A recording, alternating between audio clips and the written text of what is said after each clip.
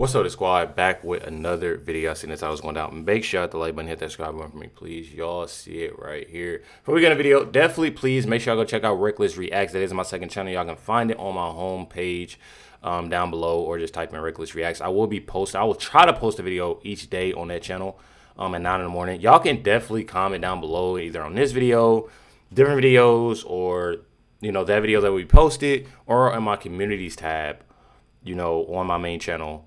And literally, I want to, try to react, to a different, different things. I am going to be recording a video tonight. It's a body cam, something that happened at a McDonald's. So definitely just, stay tuned for some stuff, definitely. So y'all, just let me know. But y'all got it right here. This is Ilhan Omar. This is New York Post. Ilhan Omar investigated by DOJ and Congress over baloney net worth, Trump says. Definitely insane on what she's doing. One thing about it, they're trying their best to, in a sense, distract. I truly feel, in a sense, distract, of what's truly going on. And they're trying their best. They're trying their best. And it's definitely sickening that they're trying to do that. You got it right here. Ilhan Omar. Court showed Says here she committed so many crimes. She was installed by voter fraud and was put there to help infiltrate America from within, allegedly. And I do have to say that. I do. Check it out right here. Court showdown to unravel why Ilhan Omar's net worth skyrocketed up to $30 million. She, of course, also represents parts of Minneapolis, and so that's why it makes this particular story even that much more unique and pertinent today. Obviously, red flags were raised after the Minnesota Democrat had a modest income last year and now is reporting about $30 million in assets. Representative James Comer is digging in for a long legal battle in order to get to the bottom of all of this. Two companies that Representative Omar's husband has a stake in are of specific concern here after they both posted sudden surges in assets for the couple. Brian, something just doesn't smell right here on its face. In general, question for you, you have a little bit more expertise, but is being a lawmaker on Capitol Hill these days also just a good business move, not a good political move? Well, they always talk about insider trading and the wealth that's accumulated from people in a government position. Let me tell you where a lot of that insider trading would happen. It wouldn't be from a congressional standpoint, because a lot of times those individuals like Ilhan Omar aren't involved in contracts that the government might pick up or give out to the public sector. Now, people that are on committees, people that are in appropriations or any other high-ranking chairman, those are the guys that know the contracts that are going out for in particular industries. Now, Ilhan Omar, I don't really know much about how she gained her wealth, but I do know we've seen the fraud that has taken place within her community. And without a doubt, I would imagine some of that money has been funneled through, just like we saw, Terrence, on USAID. Same thing. A lot of this money that was going to these NGOs were going back into Democrat pockets. Y'all see it. Definitely wild, when it comes down to it with Ilhan Omar. Definitely, I would say that I truly know things aren't going to go so well for her. You got it right here. Caroline Levitt says Tim Walz is desperately trying to shift focus away from Ilhan Omar and Somali fraud. And Caroline is definitely right, what they're trying to do. Check it out right here. What the president is referring to is the fact that you have Governor Walz and, again, the mayor, who have been encouraging these left-wing agitators to come out and to harass and to dox and to threaten ICE and to make this conversation about and smear lies about federal law enforcement who, again, are just trying to do their jobs in an attempt to distract from the widespread massive fraud that has taken place in their state. Billions and billions of dollars has been stolen from law-abiding taxpayers in Minnesota, and the administration continues to be very focused on getting to the bottom of it, and especially, the president raised a good question over the weekend with respect to Congresswoman Ilhan Omar, who now has a net worth within the millions, and one must ask themselves, why and how is that possible? Is she connected to the fraud rings that we have seen taking place within her state and her own district? It's a question the American people are raising, and the president believes it's one worth answering. So my thing is with a lot of this, you know, that I'm actually sitting here thinking about, and you know, it brings you to wonder. We're more focused, you know, and it's sad that, you know, we have to, I have to even say this.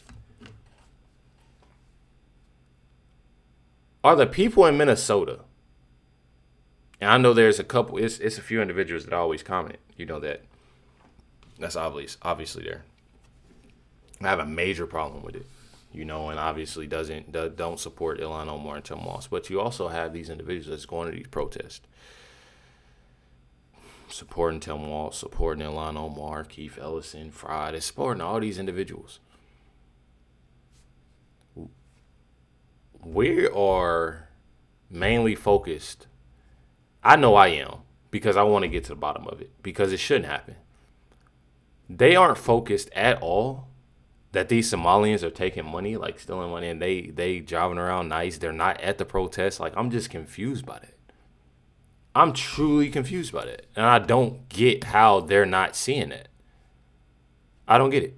Check it out right here. Republicans turning the heat up on Ilhan Omar. They want to know how she got all that money. What your response is to the Oversight Committee launching an investigation into your net worth, you and your husband's net worth. They're claiming that it's risen rapidly. What's your response to what they're saying? House Oversight Committee Chairman James Comer. All right, Mr. Comer, you were in banking before politics, right? So she suddenly, in 1 year, after being worth a few $1,000s, is now worth $30 million. Have you ever seen anything like that? No, and the way the financial disclosure forms are, there's a big variation. But here's what we know: she went from zero to anywhere between $6 and $30 million in a year. Now, why is that relevant? First of all, I don't know many people that go from 0 to 30 without having a legitimate business. Her husband is in some type of finance business, but we don't know what it is. It doesn't appear to be private equity. Doesn't appear to be venture capital. So we just have questions. What exactly is the business that you're involved in? It was kind of like the same questions we asked Hunter Biden that he never could answer. But then, you know, she won't answer any questions. The Ethics Committee is supposed to investigate members. We're not supposed to investigate individual members, but this business is in her husband's name. So we can investigate her husband, and we are going to do that because we're, as you know, in the middle of this Minnesota welfare fraud.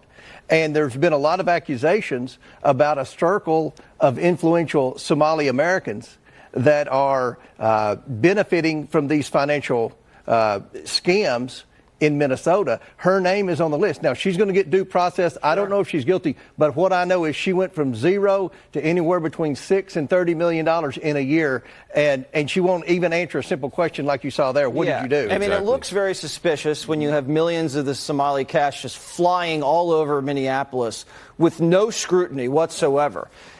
Wasn't there also a vineyard involved here? The husband's involved in the wine business? Yeah. You know, there's a thing called money laundering where people have businesses and they deposit, lots of cash. Again, I'm not accusing them of any wrongdoing, but she should answer a simple question. If any member of Congress is asked what business their family's involved in, I've never seen one fail to answer it. That's not a hard question. That's just like she had went on X, and a lot of times I'll be looking at my notes, y'all, because I have to remember. But she had put a post on X and said, "I have thousands." She said something about that. Basically, that she don't have millions. She barely has thousands of dollars in her account. This, that, and the other. But then when you get confronted about the stuff, she has nothing to say. One thing about it is that She's not going to say anything. She was told not to say anything. I can tell y'all right now. A lot of times that, people see that she does, and we catch her saying this and saying that, is because she's mad, she's frustrated, and, we're all human. We're going to give some type of reaction at times, especially when you're being asked multiple times. But for now, you can definitely tell that she's not saying much at all. She's not saying much at all, y'all. I'm telling y'all, and she's not going to say it because she knows that she's guilty. Her husband has a private equity firm, and he's done exceptionally well in the last 12 months. She won't answer that question. And everybody in America suspects foul play here. Right. And again, we're going to find out. It's not going to be hard to figure out what business he's in and where the money came from. So that's going to be a central part of our entire Minnesota fraud investigation, because she is the leader in Congress, in the district, in the congressional district where the overwhelming majority of the welfare fraud is taking place. Her name, as well as the Attorney General Keith Ellison's name, have been mentioned as people of interest. I'll put it like that, Jesse. So we're gonna follow through on this, and I think she's gonna have some difficult questions to answer. All right. Well, if Omar starts painting and selling those pieces of art, then I think we're on to something. Congressman, good to see you. Thank you so much. Thank you. Matt?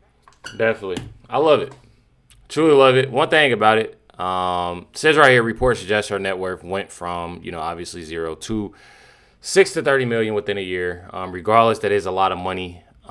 Truly a lot of money. One thing about it, you got Saudi Go here, says, who else? 100% voted for this. Thousands of Somalis forced to leave the U.S. as Trump admin ends temporary protected status. So definitely good news on top of good news. Then you have President Trump is deploying Tom Homan to Minnesota tonight and confirms a DOJ investigation into Ilhan Omar. So not only will Tom Homan be there, with it, being said with, what's going on with ICE, but as well what is going on with Ilhan Omar. Truly, definitely love.